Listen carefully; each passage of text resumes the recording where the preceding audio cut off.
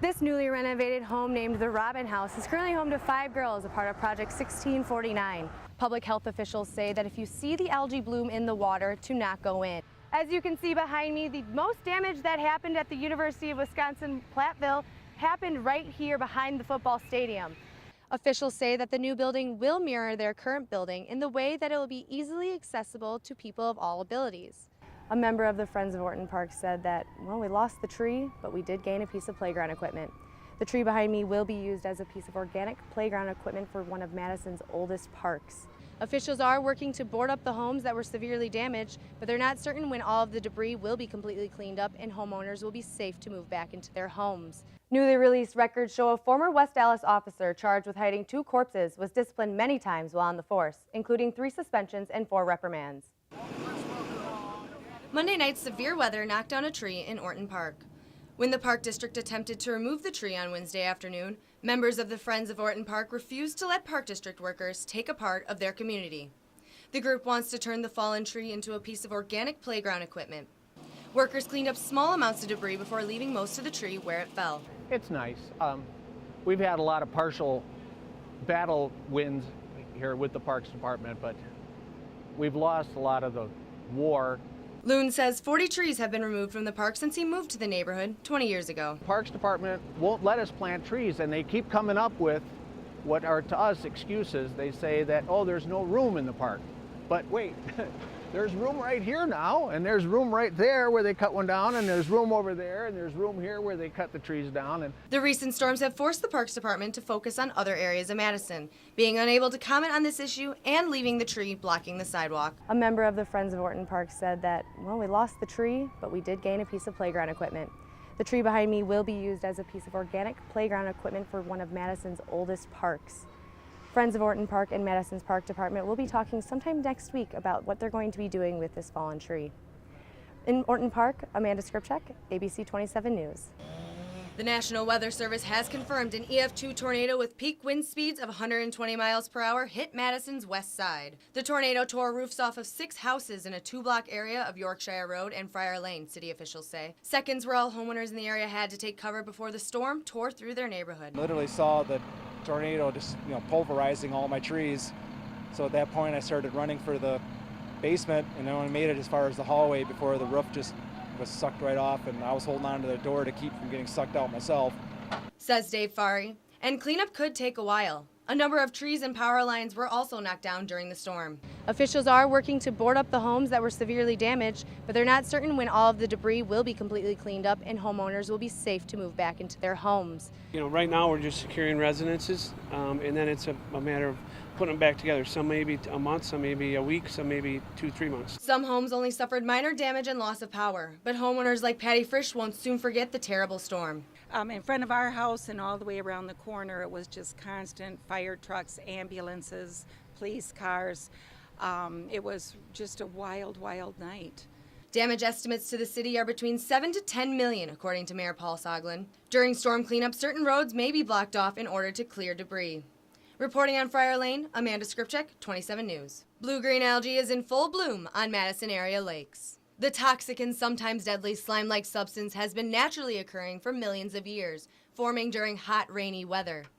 The bacteria can range from blue-green to reddish-purple or brown in color. So often it's smelly, it looks ugly, and so people tend to avoid it, but the pets don't necessarily discriminate based on color. And so that for them, it can be really dangerous. Christy Sorsa of the Public Health of Madison and Dane County says they regularly monitor and test the area's water conditions, closing beaches if the water is unsafe. However, Sorsa says the algae cannot be treated. It's very difficult to, you can't really chemically treat the lake because that's just, if there's a bloom, that just releases the toxins.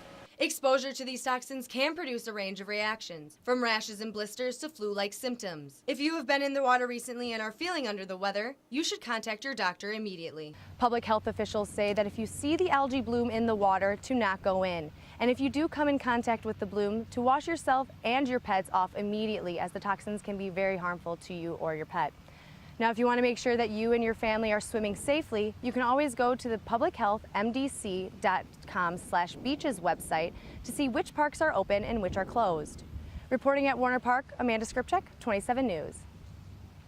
From WKOW, coming to you live in HD. This is 27 News at 6. We've got you covered.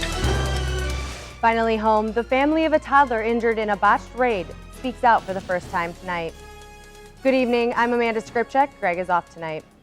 The family of a Janesville 1-year-old badly hurt during a drug raid says they want justice. They were visiting Atlanta when police raided the home and threw a flashbang grenade that landed in their son's crib. Gordon Severson's got you covered with an update on his condition.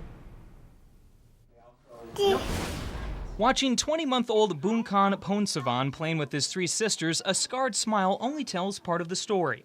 The aftermath of countless surgeries on his face and mouth, with many more still to come. It's hard. I mean, as a parent, you want to try and take that pain and hurt away from them. And you have to realize that you can't fix that for them. It was a night. It was a rough night. That night, it took everything away from us. The Ponsavans were staying with the father's sister in Georgia. Her son was the subject of a drug investigation in Habersham County. He wasn't currently living there, but investigators say they had information he was selling meth out of the house. We intend on seeking a civil lawsuit against them because this family will have to deal with this the rest of their lives. Attorneys with the family held a meeting here at the Madison Concourse Hotel with local attorneys, activists, and even the NAACP in order to tell their story of what happened down in Georgia and also get support for a family who still has a long road ahead of them. Attorneys are waiting for a federal investigation to wrap up, but the family plans to sue both the county and Cornelia Police Department, which participated in the raid, seeking money for ongoing medical expenses and emotional damage. They don't feel safe. They don't feel secure. It's a very tough situation. None of them are sleeping at night. In Madison, Gordon Severson, 27 News. Thank you, Gordon. 27 News tried to reach the Habersham County Sheriff's Office and District Attorney, but our messages have not been returned. The sheriff has previously said there was no information to suggest children were staying at the home when the raid took place. He says had they known, the operation would have been carried out differently. Developing news out of Walworth County, the sheriff's office says a boy was shot in the head this afternoon in the town of Sharon.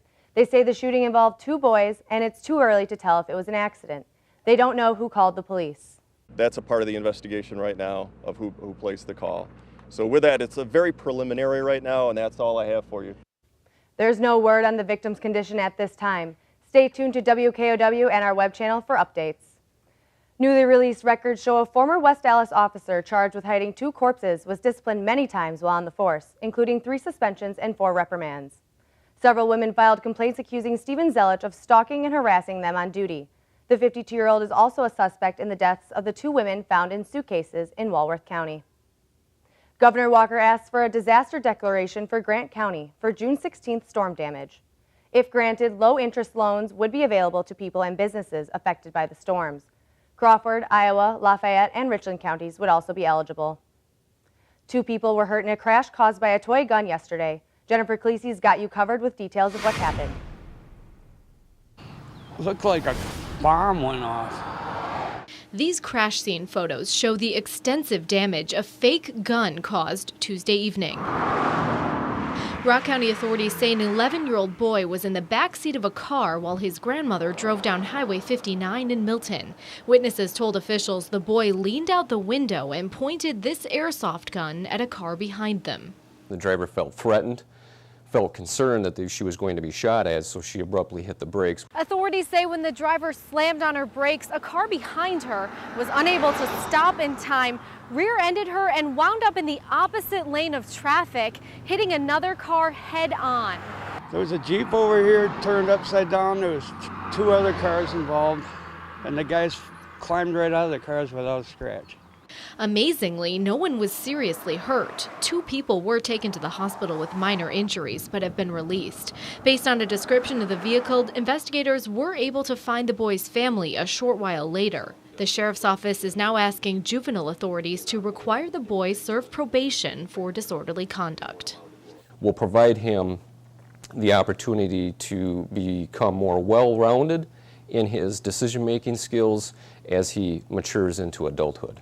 In Milton, Jennifer Cleesy, 27 News. Thank you, Jennifer. Now, while airsoft or pellet guns are legal, but officials remind parents to monitor how their kids use them and use the toys only at home.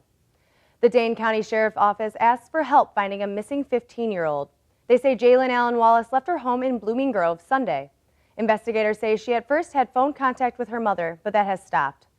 Potential destinations include Freeport or Rockford, Illinois. She is also known to frequent Madison State Street area. Anyone with information should call 284-6900. New documents were unsealed today in the lawsuit that halted an investigation into possible illegal coordination between Governor Walker's recall campaign and conservative groups. But they shed little light on the probe. They include portions of arguments made by a special prosecutor and an investigator as to why they should be immune from being sued by Wisconsin Club for Growth. Governor Walker has raised more than twice as much money as Mary Burke this year. Governor Walker reported today he has raised more than $8 million in 2014, while Mary Burke reports raising more than $3.5 million. Both campaigns reported their numbers nearly 2 weeks ahead of the July 21st deadline. A federal judge will not speed up the schedule in the ACLU's request to lift a stay on gay marriages in Wisconsin. Judge Barbara Crabb says the current schedule gives Attorney General J.B. Van Hollen till tomorrow to respond to the request the stay be lifted. He has until July 21st to appeal her ruling, striking down the ban, something his office plans to do before the deadline. Still to come at 6, an area police chief highlights the importance of CPR training after saving a choking infant.